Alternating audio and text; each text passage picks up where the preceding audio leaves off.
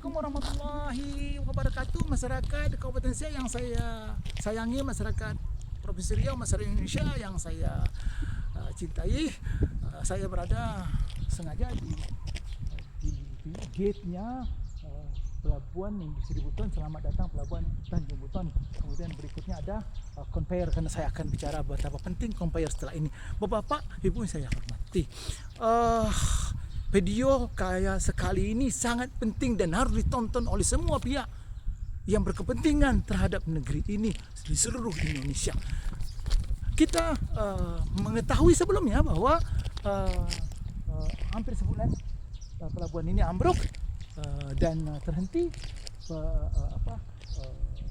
aktivitas ekspor cangkang oleh 9 stovel kepada buyer di beberapa negara di luar negeri. Bergegas semua pihak, termasuk saya terima kasih banyak kepada bapak-bapak petinggi KSOP di sini.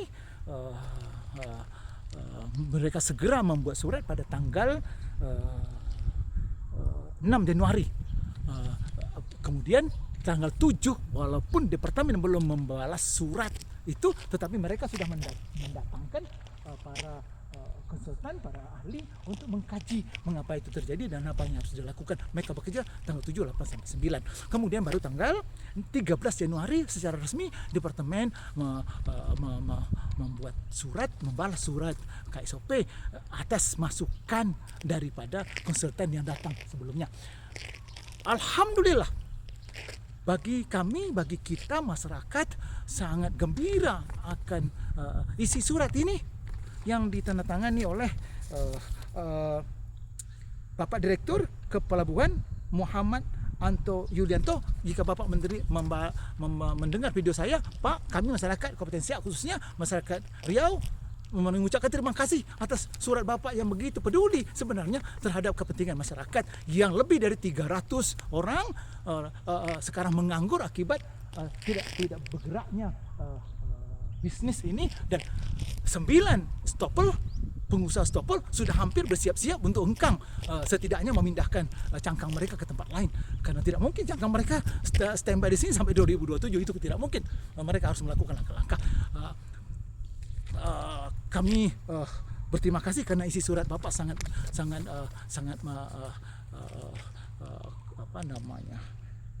akomodatif terhadap kepentingan daerah, kepentingan masyarakat.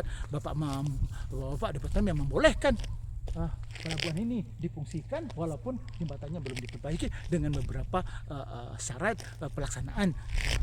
Misalnya kapal tanker maksimum memuat 10.000 ton, karena menurut saya dulunya juga sekitar segitu kapal tanker yang masuk memuat cangkang 10.000 ton. Kemudian karena memang tidak ada pelabuhan yang putus, harus menggunakan peralatan conveyor untuk mendistribusikan cangkang ke kapal tanker, dan itu harus dilakukan. Maka pengusaha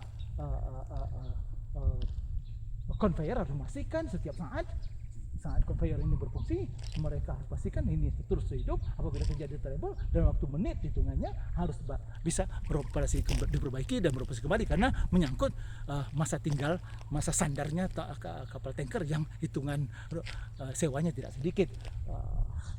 Juga kepada pihak TBM bersama-sama menghitung berapa biaya sehingga tidak memberatkan para seller, yaitu stopper, dan hitung-hitung mereka ada untung masih saat bayar membeli di ekspor. Nah, interval surat tanggal 13 dan sekarang hampir tanggal 10, 13 Januari ke 10 Januari, hampir kurang 1 bulan, dan kita melihat tidak ada pertemuan yang resmi, tidak ada duduk-duduk antara beberapa pihak yang berkepentingan. Saya tanya tadi, saya mampir ke beberapa stopper, tidak ada Pak, belum ada apa-apa. Kita masih menunggu, dan kalau tidak ada jalan keluar, kalau ada jalan keluar harga conveyor terlalu mahal, itu tidak masuk akal, misalnya kami lebih baik kami pindahkan aja cangkang kami ke tempat lain. Bah, itu bagi mereka. Tapi bagaimana dengan masyarakat kita yang berjumlah lebih dari 300 orang yang menganggur, saya yang berharap ini hidup, dan tidak mungkin kita tunggu ini sampai 2007 pelabuhan ini selesai, karena segera dibuat dan departemen merancang ini untuk 20.000 ton.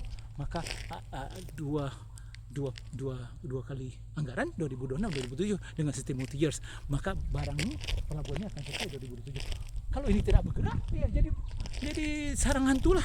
Pelabuhan ini kita akan rugi 2 kali Pak. Kita masyarakat kita tak bergerak, tak bekerjaan, kemudian pelabuhan ini menjadi sarang tempat jin buang anak.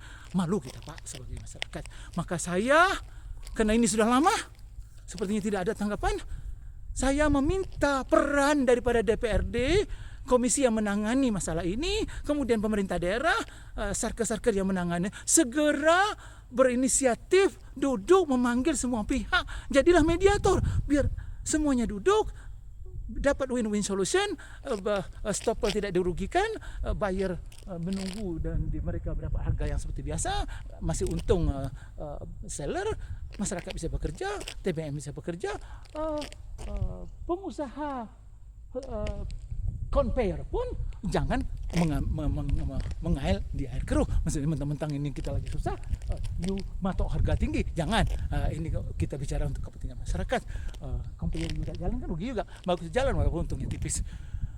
Ini pesan saya untuk para satker yang menangani masalah ini dan para DPR komisi yang menangani ini. Saya Bapak di SMS, di WA, di TikTok, masyarakat minta tolong Pak, Rita tolong dong, tolong Pak.